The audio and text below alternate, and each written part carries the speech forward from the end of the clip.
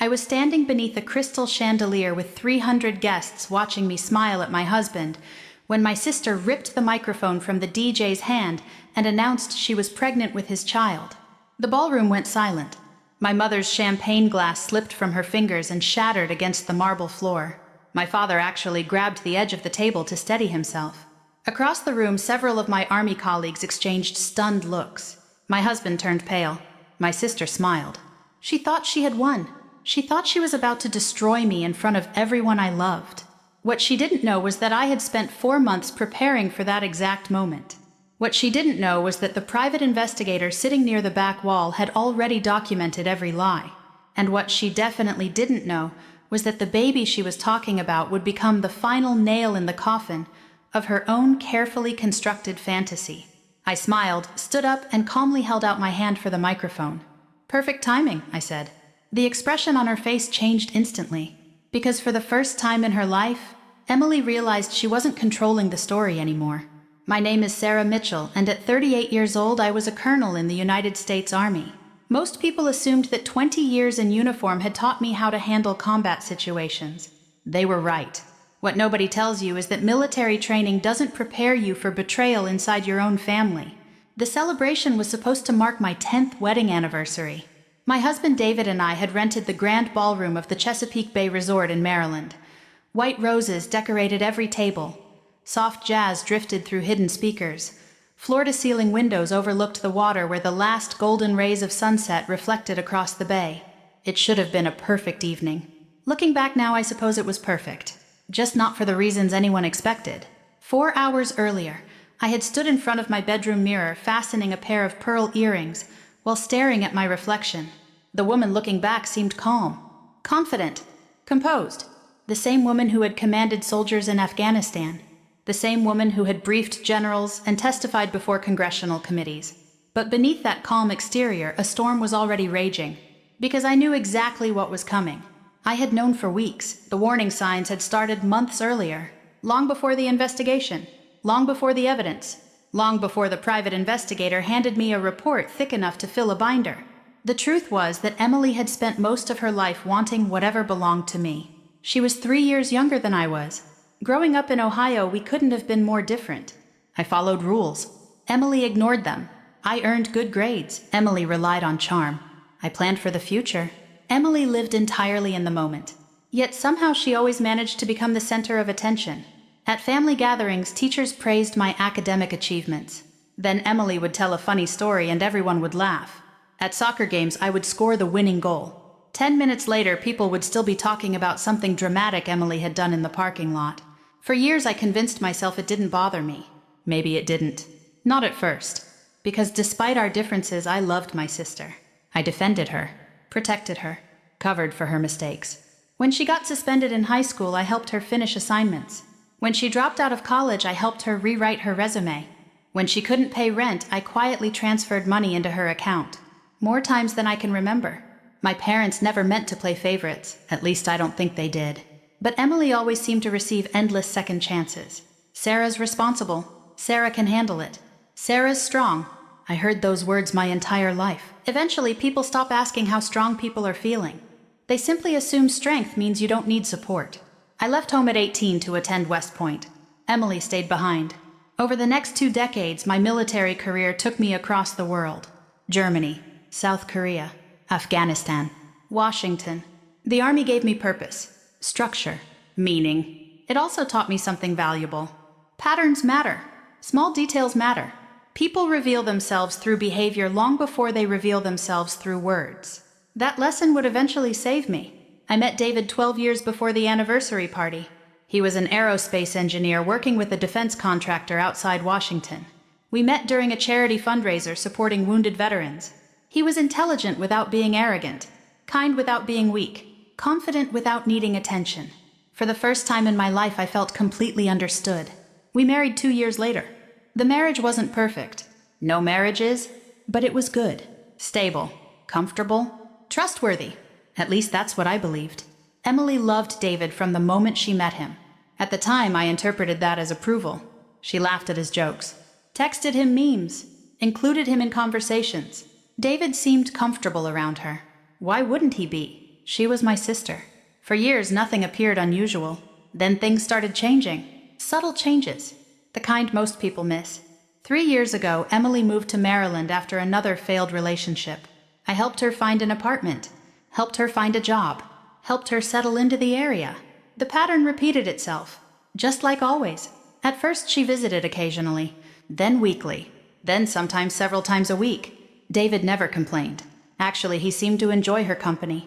Again, nothing strange, until the small inconsistencies began appearing. Little things. David knowing details about Emily's schedule that I hadn't been told. Emily referencing conversations I didn't remember hearing. Inside jokes, shared stories, private smiles, tiny moments, harmless individually, suspicious collectively. One evening, 6 months before the anniversary party, I walked into our kitchen unexpectedly early after returning from a Pentagon meeting. David was standing near the island counter. Emily sat on a bar stool laughing. The conversation stopped immediately when I entered. Not paused. Stopped. The way conversations stop when people don't want you hearing the next sentence. For a moment, neither spoke. Then David smiled. "You're home early." It was a perfectly normal response. But something about the tension in the room lingered afterward. That night, I lay awake staring at the ceiling, trying to convince myself I was imagining things. Trying to convince myself paranoia had no place in a healthy marriage. Trying to convince myself that my sister would never betray me. The problem was that my instincts rarely lied, and the army had taught me never to ignore warning signs. Over the following months, the signs multiplied. Late-night text messages, unexpected absences, excuses that didn't quite align. Nothing definitive, nothing provable, but enough to make me uncomfortable. Enough to make me start paying attention. Enough to make me ask questions. Questions neither of them seemed eager to answer. Then 4 months before the anniversary celebration, something happened that changed everything. And that was the day I decided to hire a private investigator. What he discovered would eventually bring 300 guests to absolute silence, and turn my sister's greatest moment of triumph into the worst mistake of her entire life. The first report from the private investigator arrived on a rainy Thursday afternoon. I was sitting alone in my office at Fort Meade when my secure email notification appeared. For several seconds, I simply stared at the screen. Part of me didn't want to open it, because as long as the report remained unread, there was still a chance I was wrong. There was still a chance my marriage was intact. There was still a chance my sister hadn't spent years pretending to love me while secretly destroying my life. Finally, I clicked. The document opened. 23 pages. Photographs. Dates. Locations. Observations. The first few pages appeared innocent enough. David and Emily meeting for coffee. David and Emily having lunch. David and Emily shopping together. Nothing criminal. Nothing romantic. Nothing definitive. But as I continued reading, a pattern emerged. The investigator had highlighted it in yellow. Meetings that occurred when I was out of town. Private dinners that neither had mentioned. Repeated visits to the same hotel outside Annapolis. My stomach tightened. I reached the final page. A photograph. David's car parked behind the Harbor View Inn at 10:43 p.m. Emily's car parked beside it. Neither vehicle leaving until after 3 a.m. I closed the file, then sat motionless. Outside my office window, rain streaked across the glass. For the first time in 20 years, I felt completely powerless. Not because of what they had done. Because of what I still hoped wasn't true. I wanted an explanation. A misunderstanding. A coincidence. Anything. But military service teaches you something uncomfortable. Facts don't care about hope. Evidence doesn't care about feelings. The next report arrived 6 days later. This one removed all doubt. The investigator had obtained photographs. Clear photographs. Painfully clear photographs. David kissing Emily outside a restaurant. David holding Emily's hand. David entering a hotel room with Emily. David leaving the same room the following morning. I stared at the images until the faces blurred. Then I placed the folder inside my desk drawer, locked it, and drove home. The entire trip took nearly an hour. I don't remember a single mile. When I walked through the front door, David was making dinner. The smell of garlic and rosemary filled the kitchen. Our golden retriever, Liberty, greeted me enthusiastically. Everything looked normal, comfortable, safe. David smiled. Long day. I looked at him, at the man I had trusted for more than a decade. The man who had slept beside me for 10 years. The man who had just spent the previous night in a hotel room with my sister. Yeah, I said quietly. Long day.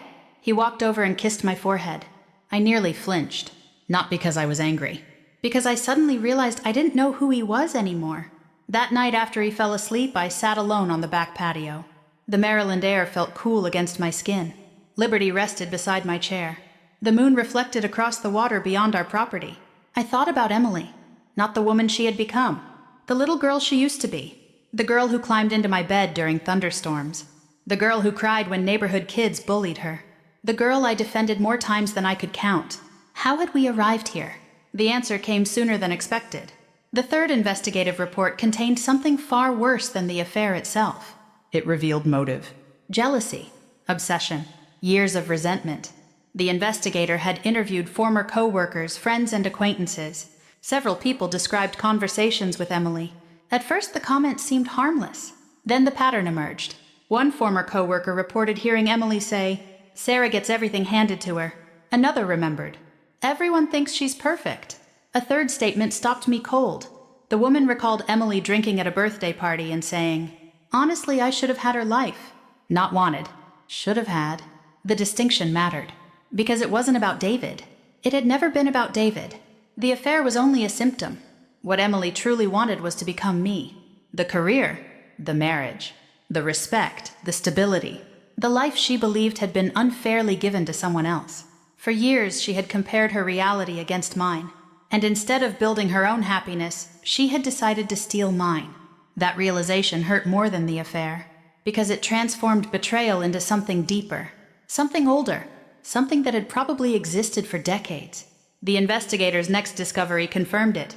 Over the years, Emily had repeatedly told people that my success came easily, that military promotions were political, that I had been lucky, that everything always worked out for me. I laughed when I read that, not because it was funny, because it was absurd. Easy. Lucky. I remembered sleeping in desert tents, missing birthdays, missing holidays, missing funerals. I remembered 20-hour shifts, combat zones, friends who never came home. Nothing about my life had been easy. I earned every piece of it. Yet somehow Emily had convinced herself otherwise. The victim's story was easier than accountability. 3 weeks later, I received the largest report yet. 312 pages. Photographs, financial records, phone logs, witness interviews, hotel receipts, text message screenshots, everything. The affair had lasted nearly 11 months. 11 months, almost an entire year. Long enough for thousands of lies, long enough for hundreds of opportunities to stop, long enough for both of them to choose differently. Neither had. That evening, I sat alone in my car after leaving the investigator's office. The binder rested on the passenger seat. Heavy. Permanent. Undeniable. I cried harder than I had cried in years. Not loudly. Not dramatically.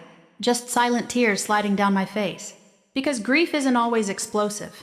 Sometimes it arrives quietly. Sometimes it simply sits beside you. I thought about divorce. About confrontation. About walking away immediately. Instead, I called the investigator.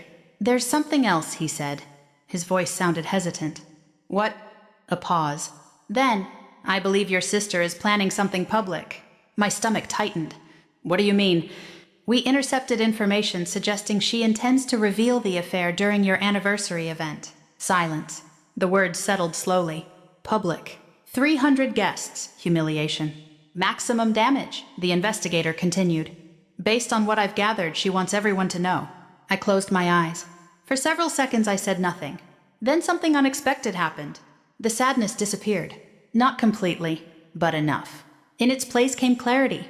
The same clarity that had carried me through difficult military decisions. The same clarity that appears when emotion stops clouding judgment. Emily wanted a stage. She wanted an audience. She wanted a moment where I looked weak, broken, defeated. For the first time in months, I smiled, because she had just made a mistake. A very large mistake. If Emily wanted a public performance, I would give her one.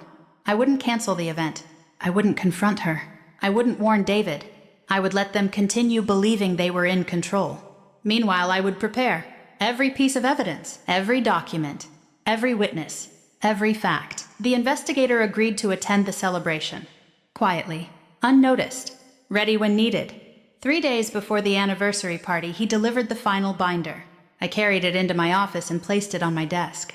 More than 300 pages, enough evidence to destroy every lie they had built. As I stared at the thick stack of documents, I realized something important. I was no longer afraid of what would happen. I was only waiting for it to begin, and soon my sister would step directly into the trap she had spent months building for herself. 3 days before the anniversary party, I sat alone in my home office and read every page of the investigator's final report. The binder looked ordinary. Black leather, metal rings, a simple label on the front. Nothing about it suggested that it contained enough evidence to destroy 2 relationships and permanently alter an entire family. Liberty slept at my feet while I turned page after page. Hotel receipts, photographs, phone records, witness statements. By midnight, I had reached the final section. That was when I discovered something even more disturbing than the affair itself. The investigator had compiled transcripts from conversations Emily had shared with friends and co-workers. Most of them made my stomach turn. One woman recalled Emily saying, "Sarah doesn't deserve him." Another remembered, "If David had met me first, he'd have chosen me." But one statement stayed with me longer than all the others. A former co-worker quoted Emily as saying, "I've spent my entire life watching Sarah get everything. Maybe it's finally my turn." I stared at that sentence for a long time, not because it surprised me, because it explained everything. This wasn't about love. It wasn't about David. It wasn't even about attraction. Emily wasn't trying to build something. She was trying to take something. There was a difference. A huge difference. People in love create. Jealous people destroy. And for the first time in my life, I saw my sister clearly. Not the version I wanted her to be. The version she actually was. The realization hurt more than I expected. Because grief isn't only about losing people. Sometimes it's about losing illusions. For years, I had convinced myself that Emily's selfishness was immaturity. That eventually she would grow up. Eventually she would find stability. Eventually she would stop competing with me. Instead, she had spent years nurturing resentment. Years convincing herself that my life belonged to her. The next morning I drove to Arlington National Cemetery. Whenever life became overwhelming, I went there. Some people find peace in churches. Others find it in nature. I found it among rows of white headstones. I parked my car and walked slowly through the quiet landscape. The air felt cool. The sky was gray. A gentle breeze moved through the trees. I stopped beside the grave of a friend I had lost years earlier overseas. Colonel James Warren, one of the finest officers I had ever known. For several minutes I stood there silently. Then I laughed softly. It surprised even me, because suddenly the entire situation seemed absurd. I had survived combat deployments, rocket attacks, military investigations, national security crises, and somehow the thing threatening to break me was my own sister. The thought would have made James laugh. Eventually, I sat on a nearby bench. For the first time in months, I allowed myself to stop thinking emotionally. I started thinking strategically, the way the Army had trained me. Facts, objectives, options, outcomes. The facts were simple. David and Emily were having an affair. They believed I knew nothing. Emily planned to expose the affair publicly. The objective was equally simple: protect myself, preserve my dignity, control the narrative. The outcome I wanted became obvious. Emily wanted a spectacle. I would give her one. Just not the version she expected. Over the next 72 hours, I prepared carefully. I met twice with the investigator. His name was Michael Reyes. Former law enforcement. Quiet. Professional. Meticulous. The kind of man who noticed details everyone else missed. We reviewed every scenario, every possibility, every reaction. "What if she changes her mind?" he asked. "She won't." "You sound certain." "I am." He studied me for a moment. "Because you know her. Because she's been planning this her whole life." He nodded slowly. I think he understood. The affair wasn't spontaneous. The public announcement wasn't spontaneous. Everything Emily did was driven by one thing: attention. And people addicted to attention rarely walk away from a stage. The day before the party, I received another unexpected piece of information.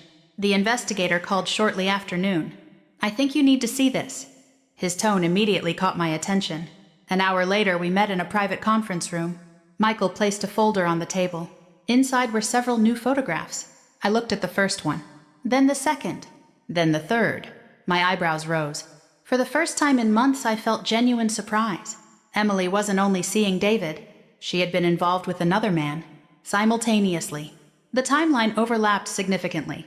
According to the investigator, the second relationship had been ongoing for nearly 6 months. I leaned back in my chair. For several moments, neither of us spoke. Finally, Michael broke the silence. "There's more." He slid another document toward me. Laboratory paperwork, medical records, dates. I read everything carefully, then looked up. You're sure? As sure as I can be. I exhaled slowly. The irony was almost unbelievable. The woman planning to publicly humiliate me with a pregnancy announcement had no idea that the pregnancy itself would eventually expose her. For the first time since this nightmare began, I felt something close to confidence. Not revenge, not excitement. Confidence. Because the truth was stronger than any lie. And I had all of it. The next day arrived. The morning of the anniversary celebration. David kissed me goodbye before leaving to meet vendors at the venue. I watched him walk out the front door. 10 years. 10 years together. 10 years reduced to secrets and hotel rooms. Oddly, I didn't feel angry anymore. The anger had burned itself out weeks earlier. What remained was disappointment. The deep kind. The kind that settles quietly into your bones. That afternoon I dressed carefully. A navy evening gown. Simple pearl earrings. Minimal makeup. Professional. Elegant. Controlled. Exactly how I wanted to feel. As I prepared to leave, my phone buzzed. A message from Emily. Can't wait for tonight. It's going to be unforgettable. I stared at the screen, then smiled. She was right. It was going to be unforgettable. Just not for the reasons she imagined. By 6 o'clock, guests began arriving at the Chesapeake Bay Resort.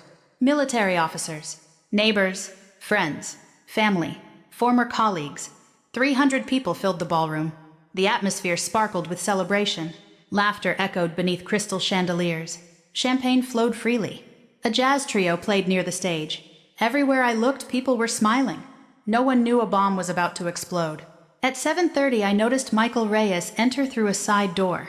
Dark suit. Quiet demeanor. Completely forgettable. Exactly as planned. He took a seat near the back of the room. Our eyes met briefly. He gave the smallest nod. Everything was ready. Every document. Every photograph. Every witness statement. Every fact. The trap had been set. All that remained was for Emily to walk into it.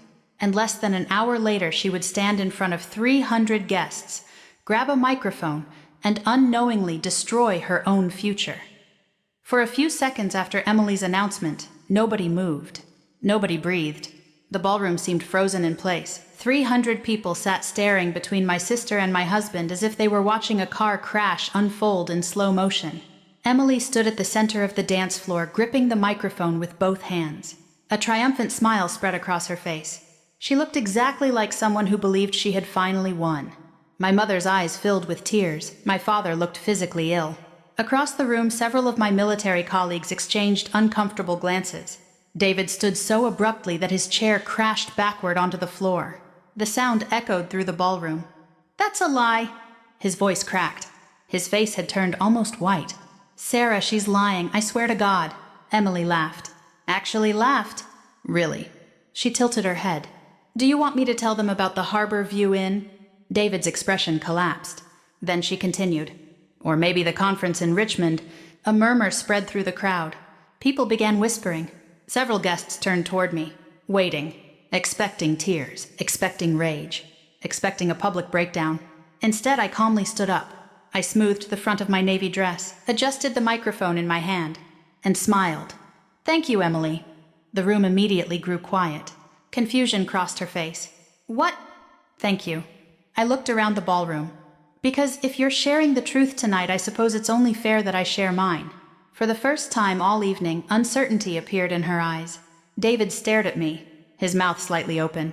I continued. "The interesting thing is—" I paused. I already knew. The silence became absolute. Emily blinked, once, twice, then laughed nervously. "No, you didn't." "Actually, I did." I turned toward the back of the ballroom. "Michael—" Every head in the room followed my gaze. A man in a dark suit slowly stood from a table near the rear wall. Several guests frowned. They didn't recognize him. Neither did my parents. Neither did David. And judging by Emily's expression, neither did she. Michael Reyes began walking toward the stage. His footsteps echoed softly across the polished floor. Emily's confidence visibly weakened. "Who is that?" I smiled. "My private investigator." The reaction was immediate. Gasps erupted throughout the ballroom. David's face drained of what little color remained. Emily looked as though someone had punched her in the stomach. Michael joined me near the stage. then calmly placed a thick black binder on the podium. The same binder I had spent weeks studying. The same binder containing 4 months of evidence. Michael opened it, then looked directly at Emily. "Good evening." Nobody laughed. Nobody spoke. The room remained completely silent. He began removing photographs, one by one. Large printed photographs. Hotel entrances. Restaurant parking lots. David and Emily holding hands. David and Emily kissing. David and Emily entering hotel rooms together. The giant projector screen behind the stage illuminated each image. The crowd reacted with audible shock. Several people covered their mouths.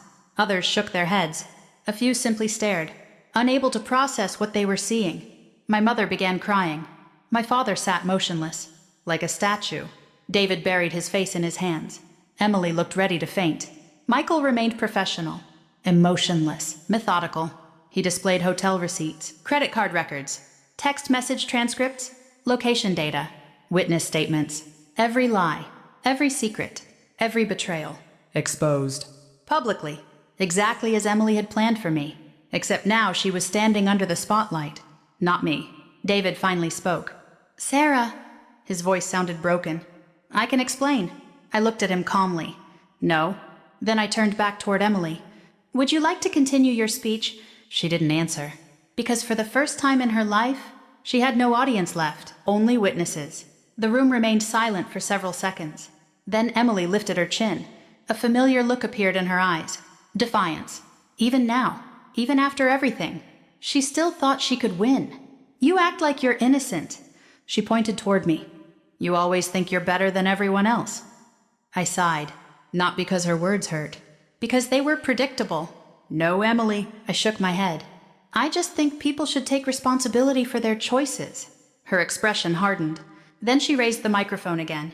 "Fine." She placed a hand against her stomach. "At least David loves me." The room collectively cringed. Even David looked horrified.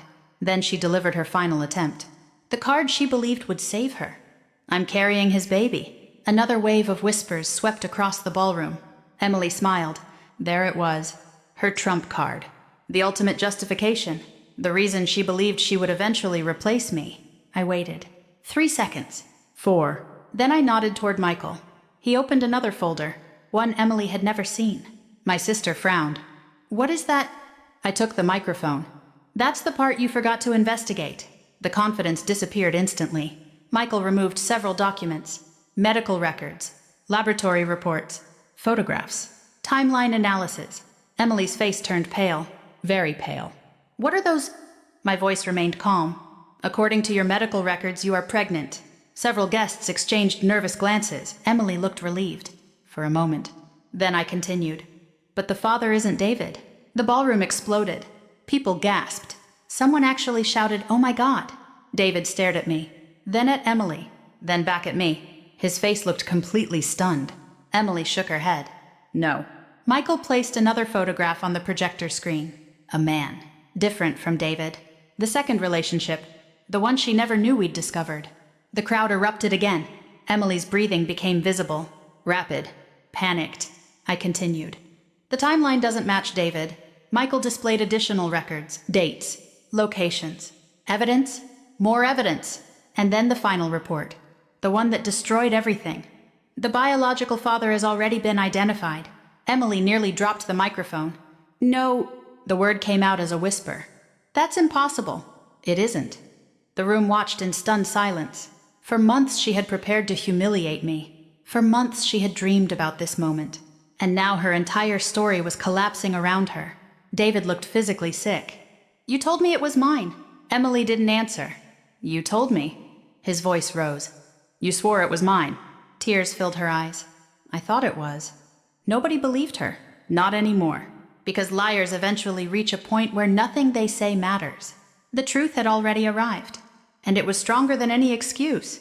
Then something happened that surprised everyone. Including me. David slowly turned toward me and dropped to his knees, right there in the middle of the ballroom. 300 people watching. "Sarah." His voice broke. "I'm sorry." I stared at him. The man I had loved for over a decade. The man who had destroyed our marriage. The man who finally understood what he had lost. For a moment, I almost felt sorry for him. Almost. Then I shook my head. "No." One word. Quiet. Final. And somewhere behind me I heard Emily begin to cry. Because at last she understood. She hadn't stolen my life. She had destroyed her own. The ballroom remained silent long after David dropped to his knees. Not because anyone expected me to forgive him. Because everyone understood the finality of my answer. No. One simple word. 10 years of marriage ending in a single syllable. David slowly lowered his head. For the first time since I'd known him, he looked completely defeated. Not embarrassed. Not exposed. Defeated. Emily sat in a chair near the stage, mascara streaking down her face. The confidence that had fueled her dramatic announcement was gone. The woman who had walked into the ballroom believing she was about to take my life now looked like someone watching her own collapse in real time. My father finally stood. For several seconds he simply stared at both of his daughters. Then he looked at Emily. The disappointment in his eyes was unlike anything I had ever seen. Growing up, Emily had always been able to talk her way out of trouble. Not this time. Not anymore. Emily, his voice was quiet. She looked up hopefully, as though she still expected someone to save her. Nobody did. My father shook his head slowly. I don't even recognize you. The words hit her harder than anything I had said. Her face crumpled, because she knew they were true. My mother sat beside her crying openly, not only because of the affair, not only because of the lies, because somewhere deep down, both of my parents were beginning to realize they had helped create this situation. Years of excuses, years of second chances, years of treating Emily's selfishness as harmless, years of assuming I didn't need the same protection because I was strong. Strength can become its own punishment. People start expecting it, depending on it, taking it for granted. My father turned toward me. For a moment, neither of us spoke. Then he quietly said something I had waited my entire life to hear. We should have done better. My throat tightened. Not because it fixed anything. It didn't. Some damage can't be undone. But acknowledgement matters. Truth matters. And for the first time, my parents were finally looking at reality instead of excuses. The celebration ended shortly afterward. Many guests stayed behind to offer support. Several of my army colleagues hugged me. Others simply shook my hand. No speeches, no dramatic promises, just respect. The kind earned through difficult moments. As the ballroom slowly emptied, Michael Reyes packed away the investigation files. Before leaving, he approached me. You okay? I looked around the nearly empty room. The shattered remains of a marriage. The end of a family illusion. The beginning of something new. Then I nodded. Not today. A faint smile crossed his face. Fair answer. And with that he left. 3 weeks later, David moved out. The divorce process moved surprisingly fast. There wasn't much left to discuss. Trust had already died long before the paperwork began. By the time the final documents were signed, I felt something unexpected. Relief. Not happiness. Not victory. Relief. The exhausting uncertainty was finally over. I no longer had to wonder. I no longer had to investigate. I no longer had to pretend. The truth had done its work. Emily's situation deteriorated quickly. The father of the baby wanted nothing to do with her. Friends distanced themselves. Co-workers avoided her. The attention she had spent her entire life chasing suddenly disappeared. And without an audience, Emily seemed completely lost. Over the following year, she moved twice, changed jobs 3 times, and spent most of her energy trying to repair damage she had created herself. The irony wasn't lost on me. For years, she had wanted my life. Now she couldn't even manage her own. As for me, I accepted a new assignment in Virginia. The position came with greater responsibility and eventually another promotion. The work was demanding, challenging, exactly what I needed. More importantly, it gave me distance. Distance from the memories. Distance from the betrayal. Distance from the version of myself that had spent too long carrying everyone else's burdens. 2 years passed. Life became quieter, healthier, stronger. My relationship with my parents improved significantly. Not because everything was perfect, because honesty finally existed between us. One evening, my father visited my home. We sat on the back patio watching the sunset. After a long silence, he spoke. You know, I used to think being a good parent meant protecting your children from consequences. I looked at him. He stared toward the horizon. I think I was wrong. Neither of us mentioned Emily directly. We didn't have to. The lesson was obvious. Love without accountability isn't kindness. Sometimes it's neglect wearing a friendly face. A few months later, I received a letter. Not a text. Not an email. An actual handwritten letter. From Emily. I almost threw it away. Instead, I opened it. The handwriting was familiar. Messier than I remembered. The letter was 6 pages long. Most of it didn't matter. One sentence did. Just one. I spent my entire life competing with someone who was never competing with me. I read that sentence 3 times. Because for the first time it sounded honest. Not manipulative. Not defensive. Honest. She finally understood. The affair was never about David. The pregnancy wasn't about David. The public humiliation wasn't about David. It had always been about envy. Years of envy. Years of insecurity. Years of believing that stealing something would somehow heal what was broken inside. It never does. I wrote back 2 weeks later. The letter was short, respectful, kind, but clear. I told her I hoped she continued healing. I hoped she became the mother her child deserved. I hoped she eventually found peace. But I also explained that forgiveness and reconciliation are not the same thing. I could forgive. That was for me. Trust, however, would never fully return. Some bridges can be repaired. Others remain standing only in memory. Today, as I tell this story, I am 40 years old. My life looks very different than it did on that anniversary night. Different in ways I never expected. Better in ways I never imagined. Sometimes people ask me if I regret exposing Emily publicly. The answer is simple. Number. Because I didn't expose her. The truth did. All I did was stop protecting the lies. And if there's one lesson I learned from everything that happened, it's this. The people who betray you often believe they're taking something valuable from your life. What they don't realize is that integrity, dignity, and self-respect can never be stolen. Only surrendered. And I refuse to surrender mine. If you've ever been betrayed by someone you trusted, remember this. Their choices do not define your worth. Their dishonesty does not diminish your value. And the end of one chapter is not the end of your story. Sometimes it's the beginning of the strongest chapter you've ever written. I'd love to hear your thoughts. Have you ever experienced a betrayal that ultimately made you stronger? Share your story in the comments and let me know where you're watching from. We have many more powerful stories to share, so subscribe and join us on the journey. You never know which story might remind you of your own strength.